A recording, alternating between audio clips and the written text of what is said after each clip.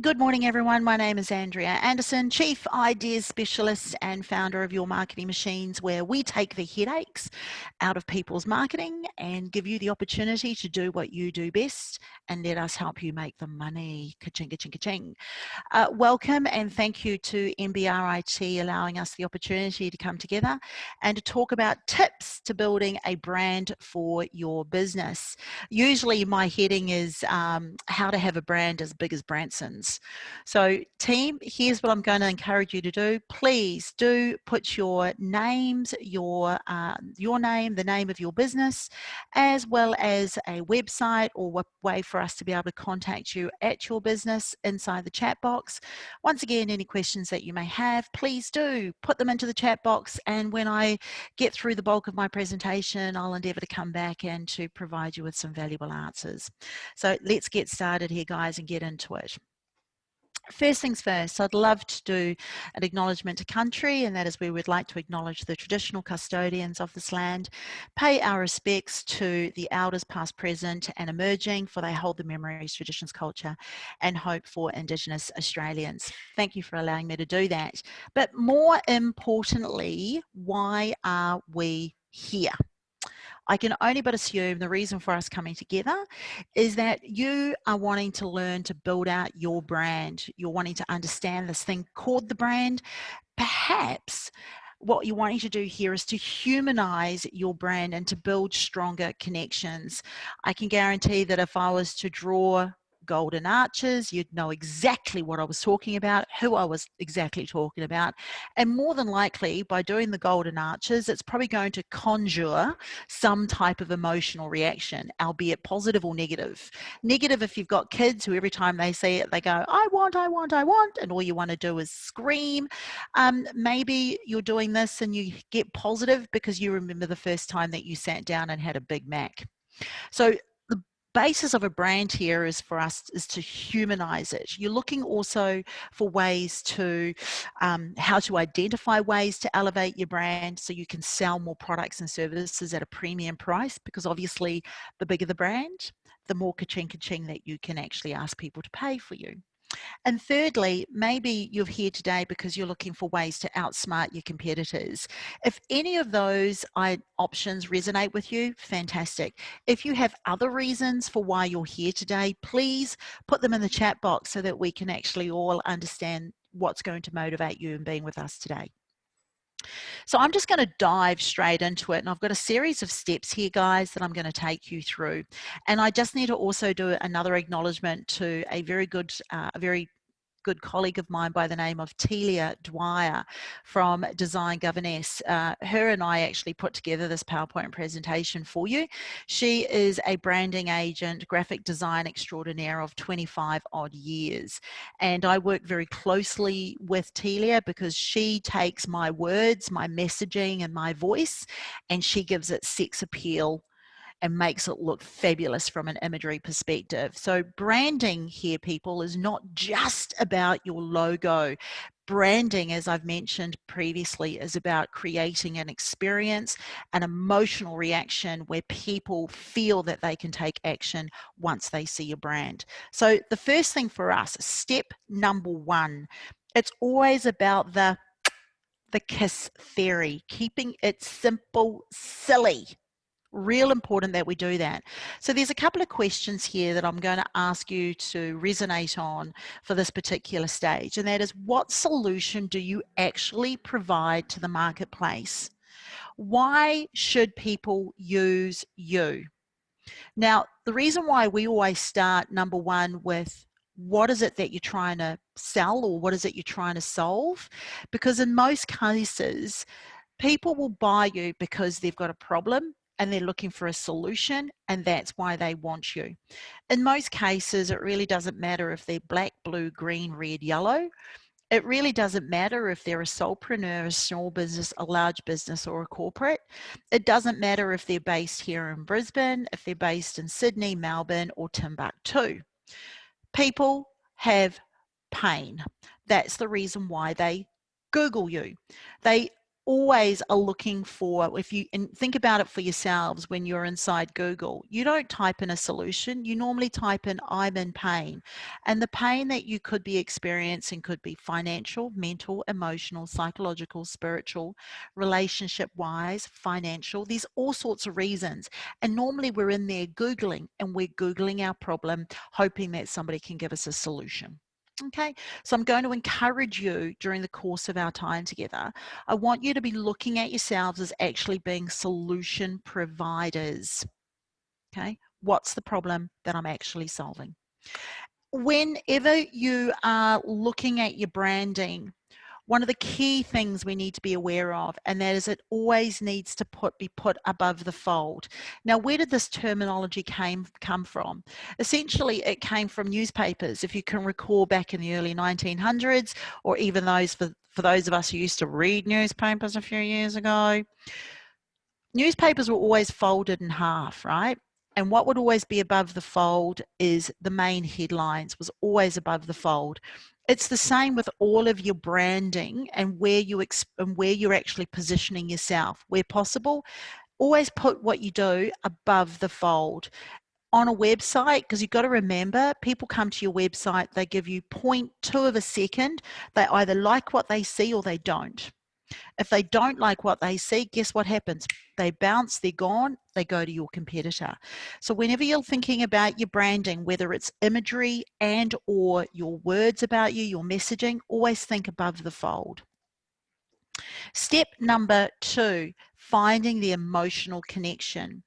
What's really fascinating for us at the moment is that we're all in a digital arena. Before, when we used to be able to go out and meet face to face, that was great, fantastic. We probably didn't have the same necessity to show up on a digital platform. However, since March 2020, what's actually happened? We've become digitized, or we've been forced to look at how our business become digitized. I don't know how many of you get to do Zoom. I absolutely live on Zoom, and I'm seeing a lot of shaking of heads. You agree with me there. You're probably all zoomed out, or you're Zoomified.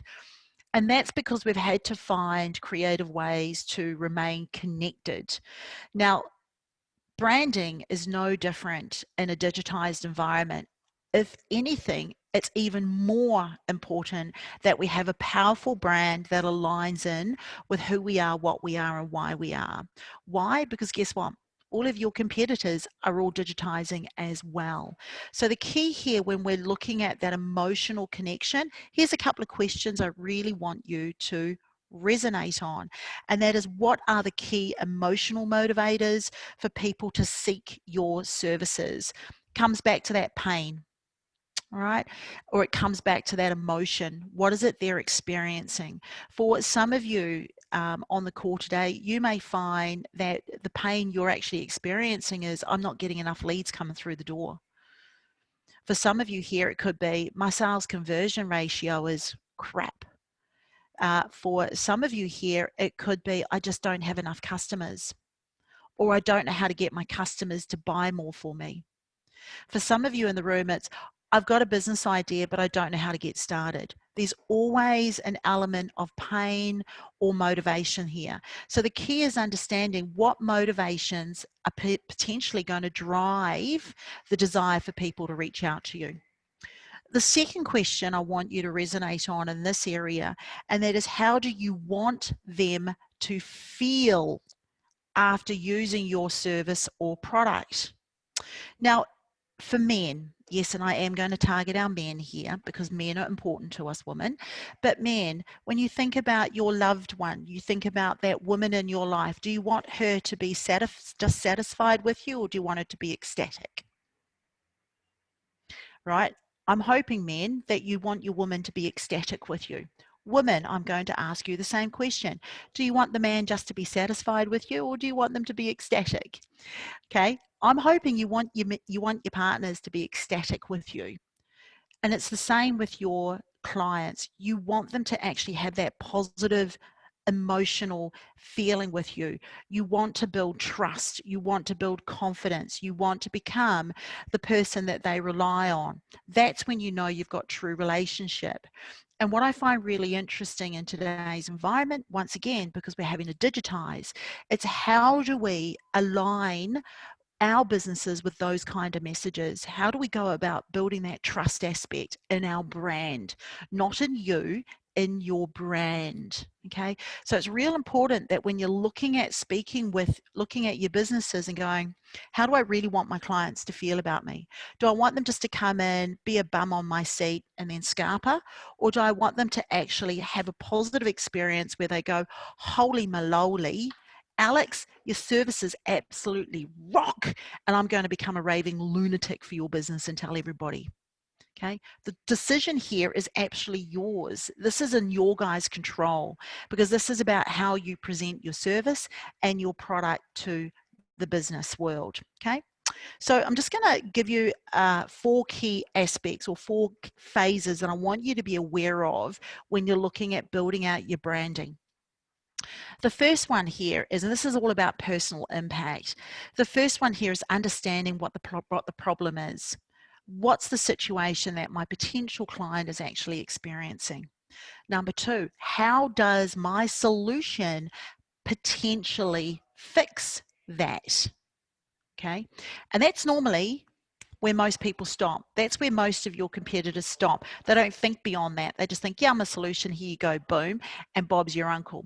So I'm going to encourage you to consider phase 3 and phase 4. Phase 3, and that is after you've presented that solution to them, what is going to be their emotional response to your solution? In other words, how is the solution going to impact on their particular lives? Real important when you're actually thinking about building out your particular brand. And then phase 4, knowing that you're in control of your solution and the quality of the solution that you bring to market. Phase number 4 is, what kind of personal impact would you love your solution to have in their life? Okay, so we're going to take it a little bit extra. Phase 1, what's the client's problem? What's their issue? What are they Googling for? Phase number 2, what's my solution and how can my solution potentially, phase 3, create a positive emotional response for the client? And then phase 4, actually have an impact. And if I can just give you a quick example here. My husband, bless his little cotton socks, love him to death. He's a good man. He puts up with me night and day. He absolutely wanted to upgrade our car. And I said, that's great, fantastic. What's our problem? We need a bigger car.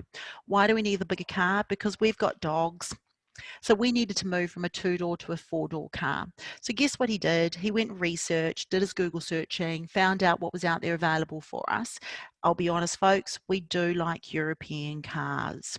But here's what's interesting. His problem was me making the decision, because I didn't want just any color, and I didn't want I didn't want a shopping cart trolley. I didn't want a little hatchback, and I didn't want a station wagon. Doesn't leave much, really, does it? So his problem was me, and actually I need to satisfy the missus. Cut to a long story, he found a photo, his solution. I'm going to Google, I'm going to do the research, and I'm going to find what we need. He then sends me a photo, and in the photo says big beep, question mark, question mark. And I go back, and my immediate response, great, love the car, 4 doors, yep, how much? Guess what his next problem was? He had to create a positive emotional response. So what did he do? He picked me up. He drove me back to the car yard. We went for a walk around. He then managed to get the keys, put me in the car, and goes, what do you think? Because he's already sold on it. He just had to sell me. I went, beautiful, love it, fabulous. The impact on our lives, fantastic. We will never drive any other car other than this particular brand. Why? Because it gives us the lifestyle that we desire. Okay, so it's real important that when you're looking at this brand, you've got to be thinking through the whole journey of your particular client. So I'm just going to give you another example here of personal impact. Some of you may or may not be aware of a young Australian supermodel by the name of Belle Lucia. She was a 15-year-old plucked from out of nowhere from Sydney. Biggest challenge for Belle was actually she suffered from really bad acne. It was, and it made her feel really subconscious. Therefore, she wasn't confident just in front of other people, and it was really bad, and it left scars. So what actually happened was she ended up finding the solution that fitted her needs, and that was laser treatment and skin rejuvenation. From there, the emotional, I guess, impact for Belle was that it gave her that confidence. She made her feel energized, and it gave her a higher self-value. The personal impact on doing that from that particular kind of solution she found was this: she ended up becoming a supermodel very, very quickly. She became an Instagram success. I won't say overnight, but pretty close to it, and found herself on the covers of some of the top magazines around the world. All because whoever ended up with her work actually took into consideration the impact. So when you're thinking brand team, I want you to be thinking the 4 phases. Okay, step number 3, and that is, where is the confusion? And it's really interesting. We're going to talk about continuity and congruency here. Okay, this gets quite amusing over times when we look at actually doing brand analysis on businesses. Something you may not be aware of, and that is there's a thing that we use called touch points. Touch points essentially are the number of different times that your lead will touch your business in one way or another. And it's anywhere between 8 to 15 times. The average, depending upon the quality of the touch points, could be anywhere between 4 to 7 touch points. Here's the challenge for you as a business. You don't know what 4 to 7 touch points are going to be the ones that tips the person over, motivates them to actually go and buy. Here's the secondary aspect of that as well. You don't know when the person's actually ready to buy either.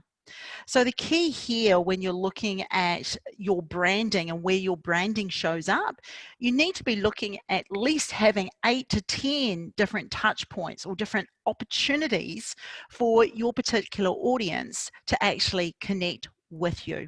Okay. The second key aspect with that, not only in having those 8 to 10 touch points, is you also want to create continuity and consistency around your brand.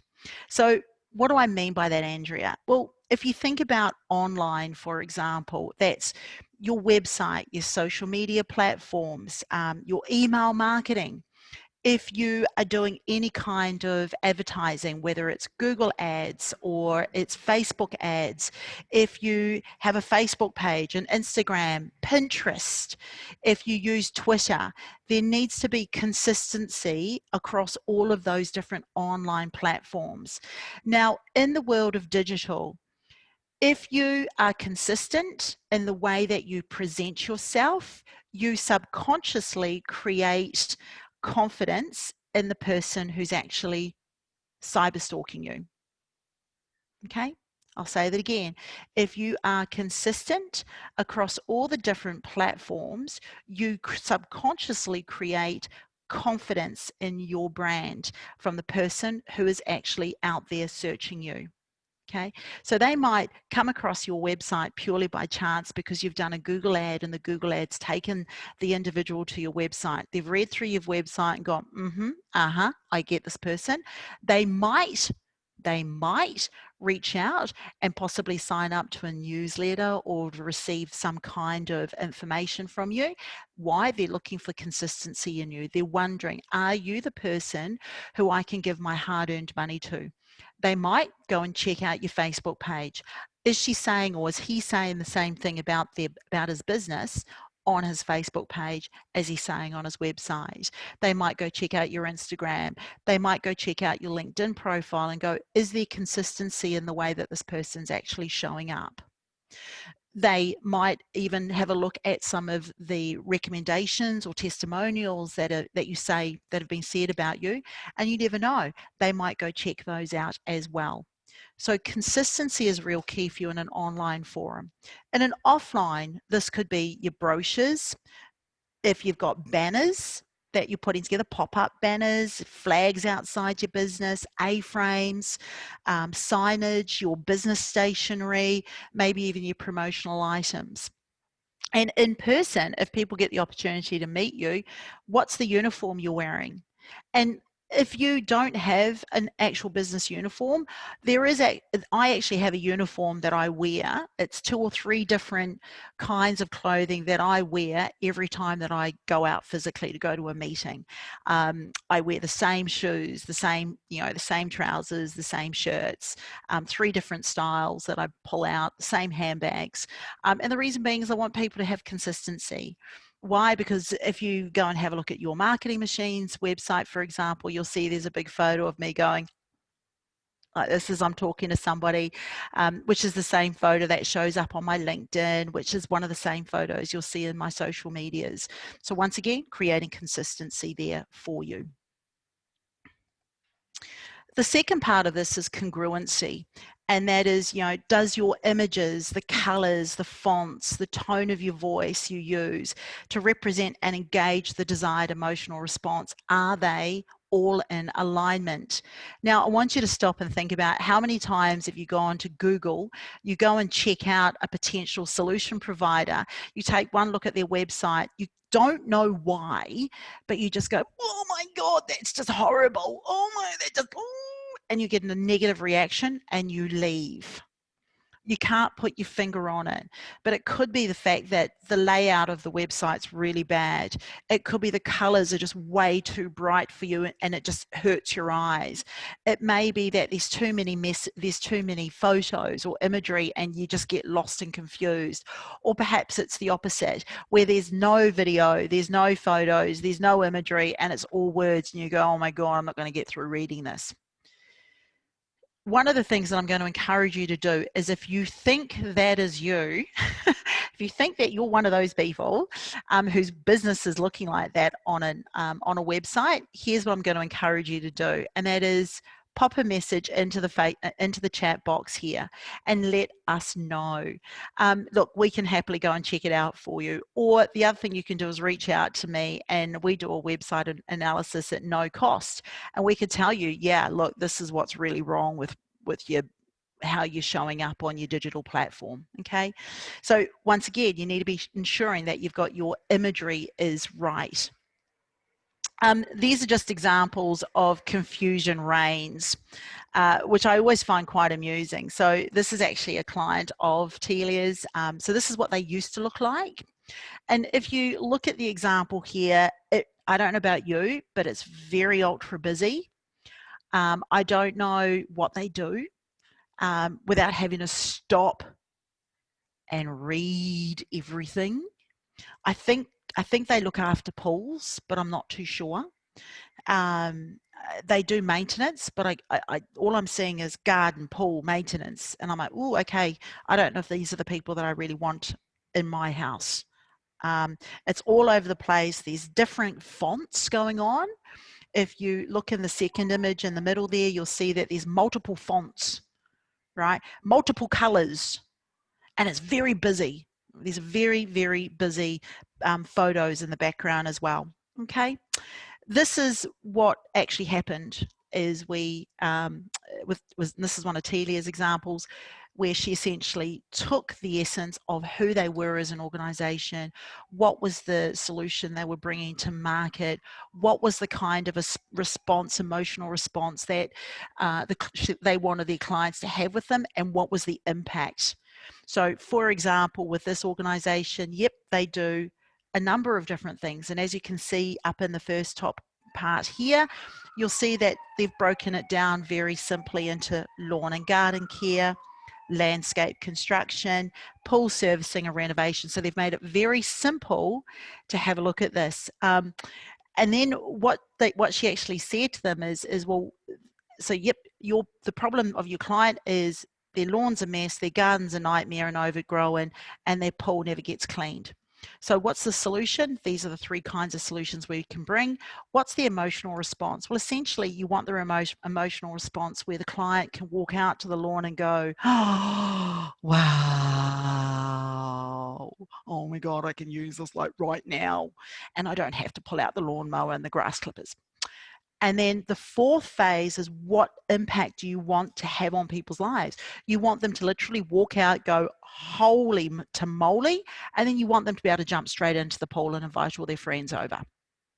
Okay, so knowing that that was the complete of the brand that they were looking for, this is what she created, simplified it down, but gave that feeling, that emotion that this is what you're going to receive if you come to us. Does that make sense? Yep, great. Any questions? Please pop them into the chat box. Would love to know the thoughts that are going through your mind right now. So step number 4, this is where we get personal. And this is essentially the turning point in redefining your brand. And this is where we come back to reconnecting with your business why. Okay, why is it you actually started this thing called a business? You know, and if you're like me, it's because you were unemployable and you needed to find a way to generate income, all right? So the key here is understanding your why. So what is what we call your BHAG, your big, hairy, audacious goal? Is it, you know, why did you start your business? What qualifies you as an expert? Is it because this is something you've been doing for the last 20 years? Maybe your background or your experience, technical experience is in this particular industry, and you've realized that, you know, you want to provide a better quality service out there than what's currently being offered by your competitors. Maybe it was because of a personal experience that you suddenly found your purpose in life and you now want to ensure that no other person experiences what you went through. Whatever it may be, we need to understand what that connection is, that emotional connection. Now, for some of you out there who could be like me and just said, look, I started the business purely out of want and desire. And that's great. So the next question we then ask you is, what keeps you going in your business? What keeps you getting up and going back out there again day after day? Why do we want to have that emotional connection? Because if we can understand what your emotional connection is, then that can reflect in the way that your brand is presented to the market. Within this, we also need to understand your core values. What is your ethos? What are the principles that you uphold within your business? And yes, some people say to me, integrity, you know, quality, etc., etc. And I go, that's great, but what does integrity mean to you? What does quality mean to you? What's the standard or the expectation that you have, not for your clients, but actually for your own business? Okay. And for some of you, the conversation right now may not necessarily be about your ethos, but you may say to me, look, Andrew, I'm not too sure what that is, but I tell you what I don't want. I'm going to go, great, tell us what you don't want, because once we understand what you don't want, then it's simple to flip it and go, well, what do you really want? Okay. And the last question for us here is, you know, where do you want to take the business? What do you actually want to do with it? And for some of you on the call today, it may not necessarily be that you want to have a multi-billion-dollar business that's global. That's not always the case for people. It may well be that, you know what, Andrea, look, I love what I do. I don't want to take it to being a multinational. I want to be able to generate X amount of money every year. I want to, and just have the opportunity and the pleasure to do what I love. Fantastic. Whatever it is, we need to understand that, because business, yes, as much as there's a financial element to it, the more that you love doing what you do and the more that you can focus in on the process of making that work, the more likely you are that the business will flow. Okay, so step number 5, establishing that game plan. So how do you want to be perceived and received in the marketplace? And this is a question I ask constantly, and that is essentially, how do you want to show up? And the beauty about having that kind of conversation is that this isn't driven by external effects. This is actually driven by you. This is where you can be firmly in control of how you want to be perceived and received. And it comes down to, what do you want to be known as? And on the flip side, how do you not want to be perceived as well? So, for example, your marketing machines, what I find really amusing is the reason why people refer me or recommend that people should come and talk to Andrea is because how they normally describe me is, if you want someone to tell you the truth about your baby and your baby's shitty nappy, you need to go talk to Andrea. You may not like what she's got to say, but at least you know it's the truth and she's not trying to sugarcoat it. And I go, yeah, because I don't want to be that person. I don't want to be the one that says, it's really, really lovely, when in actual fact, it's a dog's breakfast. So in my space as a marketing agency, and my team that work with me, that's the conversations we're always having, is real conversations. Like, we're keeping it real for you. And then along the way, we know that by keeping it real, we have those light bulb moments about your business, because we're not trying to sugarcoat it. We're not trying to tell you that you look fabulous when really you just look frumpy. Okay, so it's real important when you're looking at, how do I want to be perceived and received? How do I want to show up? What kind of impression or emotion do I want people to have about me when they come across my brand? Okay, so perception and reception is based upon your own thoughts and feelings.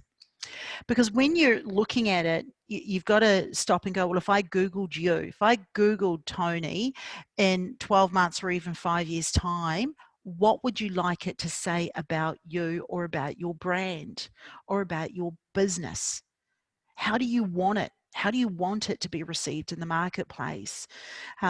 When I ask people to give me recommendations or testimonials, or to give me their thoughts and feedback, it's really interesting how consistent everyone is in how they describe me. It's like, yeah, she's straight up, she's to the point, she's passionate, she's dynamic, she's energetic about your business, and she'll tell you the truth even when you don't want to hear it. I go, great, that's exactly what I was going for. Yay. Okay, so you need to be resonating on that. And just on this note, if you've never Googled yourself, I dare you to. I tell you, it's quite scary. How you show up. So Google yourselves and make sure you get the right one, not the other one. Make sure you get you. But go and see, how do you show up in a digital format? Put your business name in, not the URL. Put the business name in. Where else does your business name show up? On how many other different platforms does your business name show up? That'll give you an indication as to the quality of your digital platform and the digital experience that your business is sharing with people out there in the marketplace. So some 3 key things when we're looking at developing your brand, and that is, number 1, we've got to define your objectives. Okay. And this isn't just your business goals, this is your personal goals, and this is your branding goals. Okay, real important that we understand what that looks like for inside your mind. Number 2, we need to look at the strategies on how to achieve these objectives. And team, I'm going to encourage you, please ensure you have a team of people around you who actually know what the heck they're talking about. Okay, if your family is anything like my family, please don't go there. Don't talk to your family. They don't know. Like my family they have no clue. It's like, don't tell me about business. You've been a government employee all your life. What the heck do you know? Okay, so surround yourself with the right kind of people who can, I guess, test your concept. Can come at it from an analytical business perspective, rather than, oh, look, I just think that looks so pretty. It's like, seriously, you think a pink pig looks pretty? Okay, so make sure you've got a team around you that can give you the hard facts about the way things look.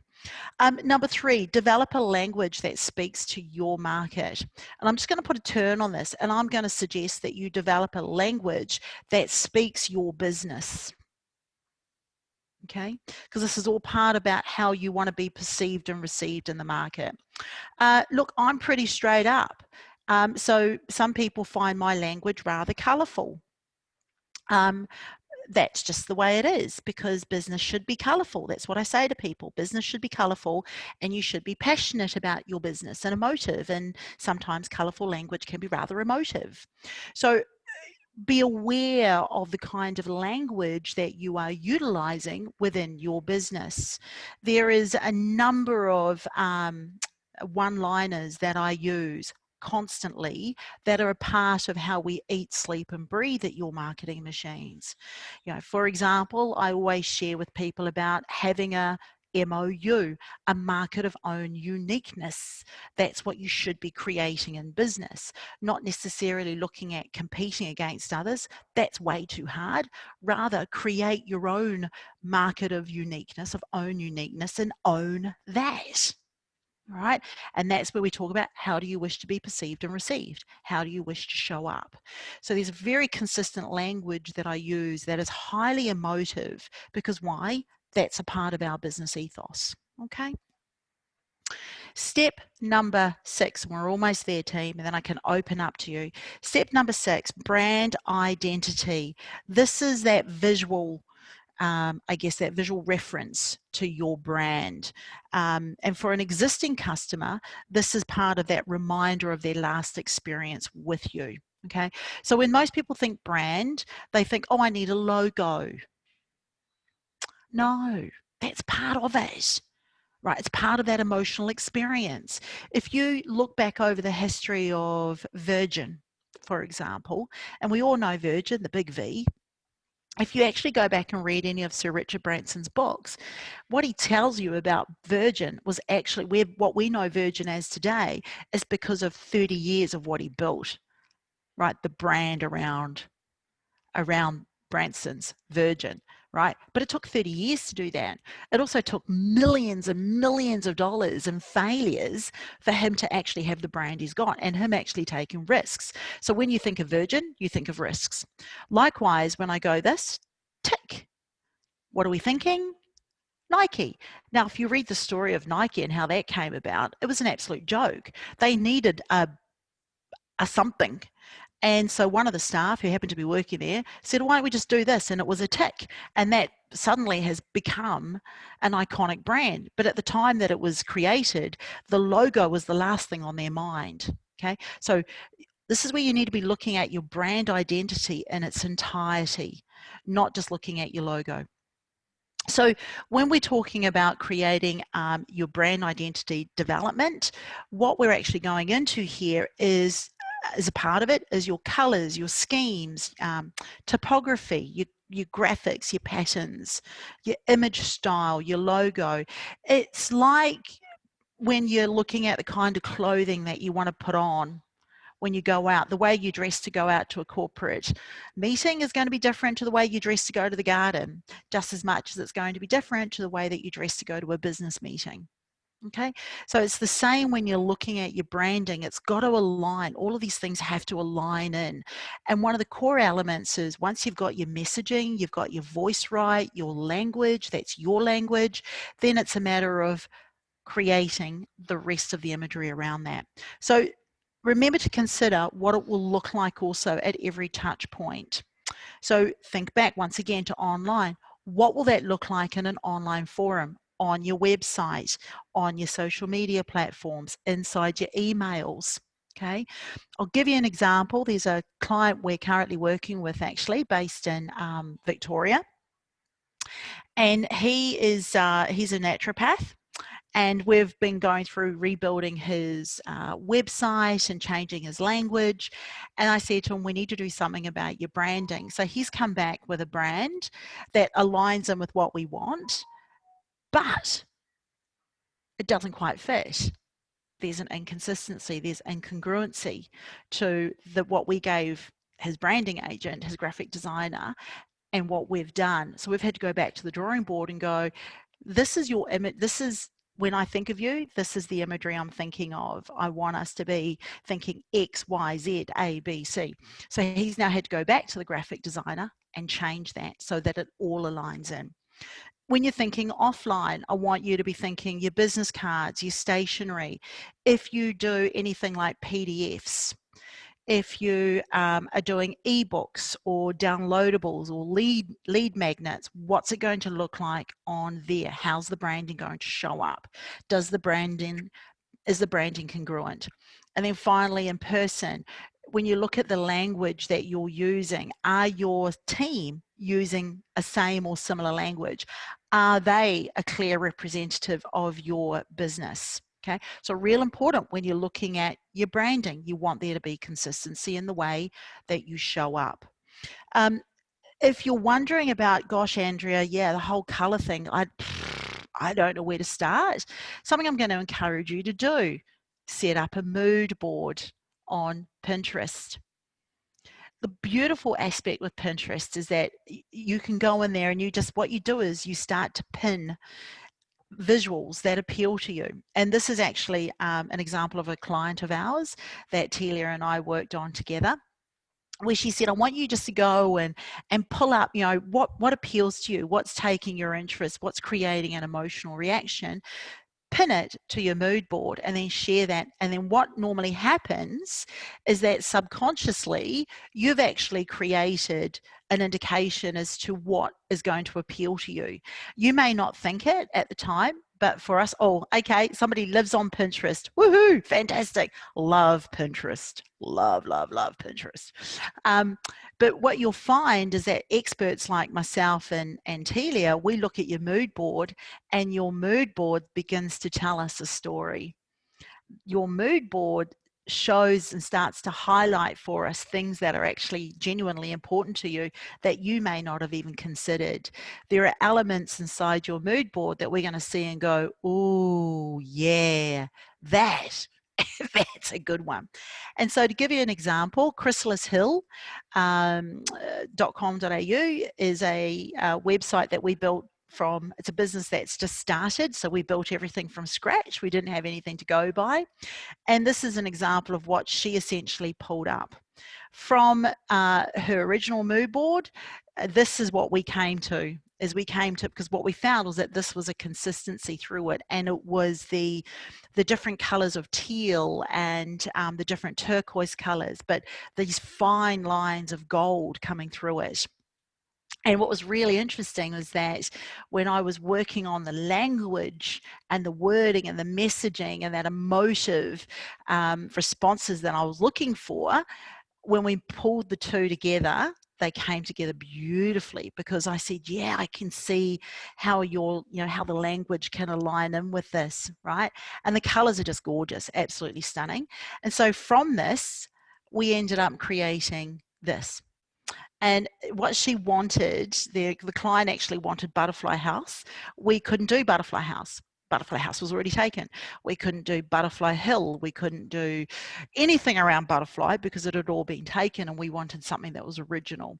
So we came up with Chrysalis Hill. And so when you go and see the website, you'll see how it all aligns in, how we've utilized the branding, the colors, and we've given her a color palette that she now uses through through all of her advertising and promotion. So when you're looking here, team, at this branding, as I'm going to say here, it's real important that we take three things into consideration. And that is the review. We need to review your documents first and foremost, get an understanding of the big picture that is you. So rather than taking a one-dimensional approach towards your business, when you're looking at your brand, you're taking a 3 to 4 dimensional approach to your business. So you're looking at it from all angles. You're looking at the language, the way that you're going to communicate, how you're going to communicate, the kind of tone you'll use in your voice, the language, how you're going to show up on all of your digital footprint that you're going to create for yourself, and then the imagery and the colors and the tone inside those branding elements as well. So all of this comes together and creates a whole complete package, which then suggests and provides that opportunity for your potential audience to get to know you. So here's what I'm going to do. I'm going to unmute. because this is all going to get thrown back at you guys. We've got approximately 10 to 12 minutes. Would love for your guys' questions, so feel free to put me on the spot. Okay, has anybody got any questions? Any questions?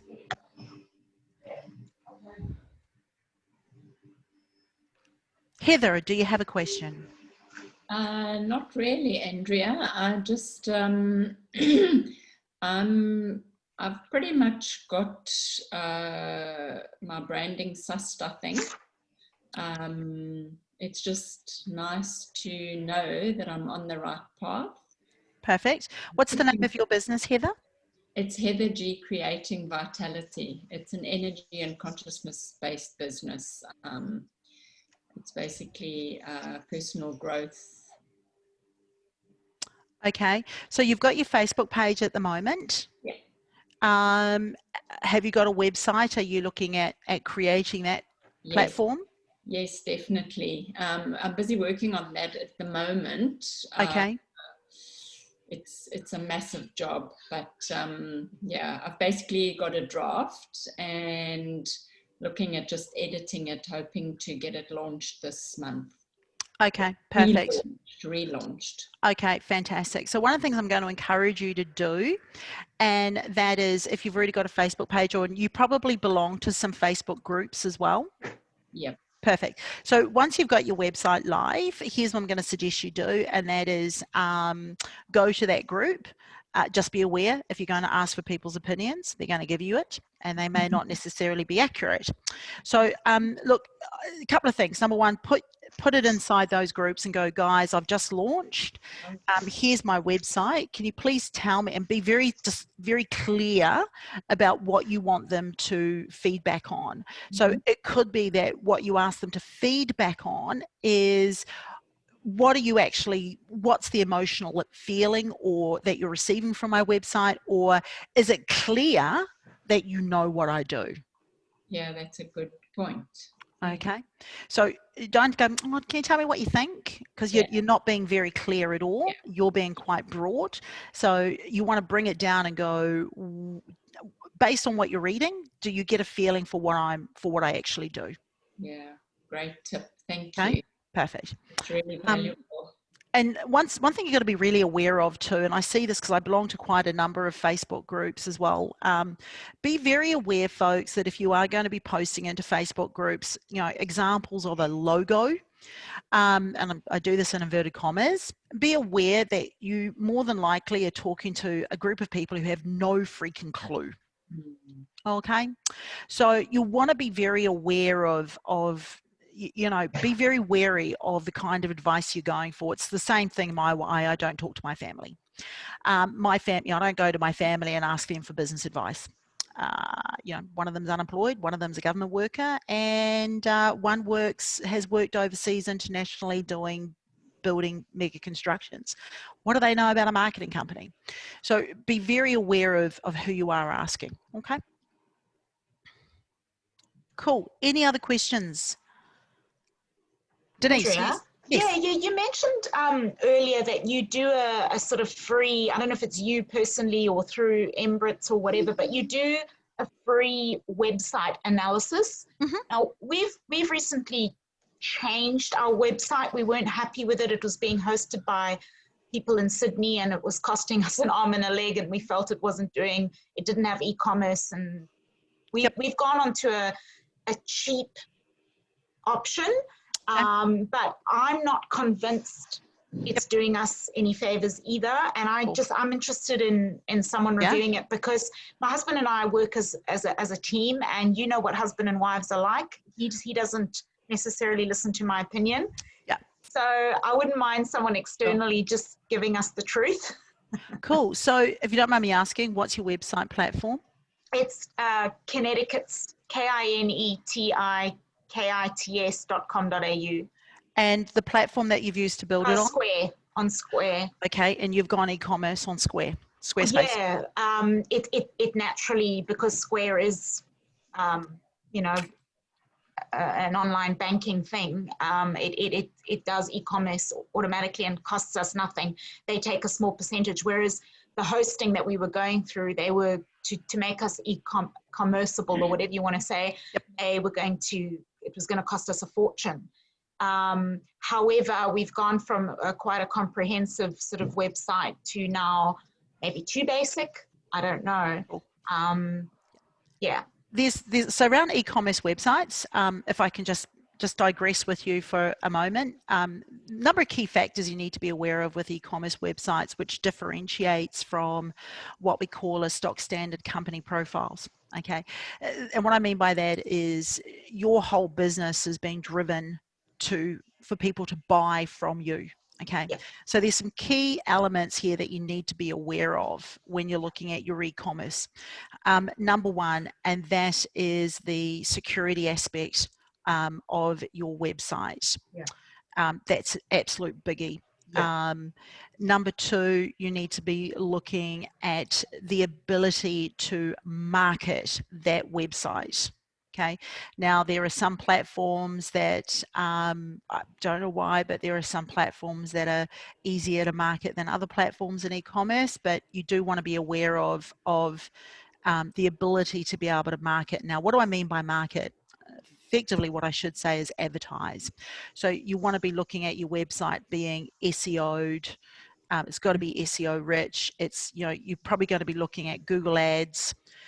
So you need to make sure that it has the ability not just to do Google Ads, but actually it needs to be able to produce results, which means that if you are going to be doing Google Ads, then you better make sure you've got your Google My Business set up properly. You need to make sure that your whole Google side of your business is just as effective, which means having your Google Search Console all set up, ready to go. The big one for you also is making sure that when you are looking at that SEO, your website needs to be keyword rich. In other words, what are people Googling? What's the volume search per month of that Googling? So that's the second biggie thing. The third thing, and that is the level of support for you on using that particular platform for an e-commerce perspective. Okay, so what's the level of support like? Is there a live person I can speak to, or I can even do a chat conversation with, or is it all done through here's an information sheet, go ahead and answer it yourself? So you really want to be looking at that because it's critical. Something also, the fourth element of e-commerce, and that is its UX ability. So it's user experience ability. And bear in mind that we're all being forced to essentially buy online. So you're going to need to ensure that your website is user friendly. Yeah. Right? It's got to be user friendly. And it's got to be easy for people to land, experience, and buy. Okay, so that's what you need to be testing. So your website, your e-commerce website needs to have things like heat mapping on it. You need to, it needs to have all the analytics on it as well, and you need to understand those analytics, because if you don't, then there's no point. Yeah. Okay? Yeah. The other one too that you need to be aware of from a platform perspective, and that is how often do they update? They update the site, and where's the data being housed? Right. We're becoming very security conscious, and even more so now. So you want to be looking. Thanks, Alex. Awesome to have you on board. And guys, if you do need to reach out to anybody in MBRIT, please do reach out to Alec Heaps. She's part of the team there, and we'll be able to point you in the right direction where you need to go. So yeah, so those are the key things that you really need to be looking at. And those are just some of the key aspects as well. Okay. Thank you. Cool, you're welcome. Anybody else got any other questions? Just before I go, Andrea, can I just say I'm in a similar situation to Denise in that I have a website and I would be interested in getting someone to have a look at it and Absolutely. you know, have some feedback. So if we could connect, but I do have an 11 o'clock as well. So Ditto. I'll go, but thank you so much. Really appreciate it. You're welcome. So team, here's what I'm going to suggest you do. You're going to be receiving this presentation from me in both the PowerPoint presentation and PDF, as well as the audio recording. You'll also receive inside the email the opportunity to get access to my calendar for a free 15-minute no obligation chit chat, which happy to have that with everybody here who's on the call. You've now experienced me. You know what you're going to get when we talk one-on-one. There ain't no sugarcoating it. But then from that, we can easily walk into website analysis and look at doing an audit for you as well. Okay. But team, it's all about building your brand for your business, ensuring that we take a holistic approach towards that and make sure that we achieve, that we present what we want to be, how we want to be perceived and received in the marketplace. So this is Andrea Anderson, Chief Ideas Specialist from Your Marketing Machine, signing off and wanting to say thank you for joining us today and all the very best. Thank you, Andrea. Take care. Appreciate Bye. it. Right.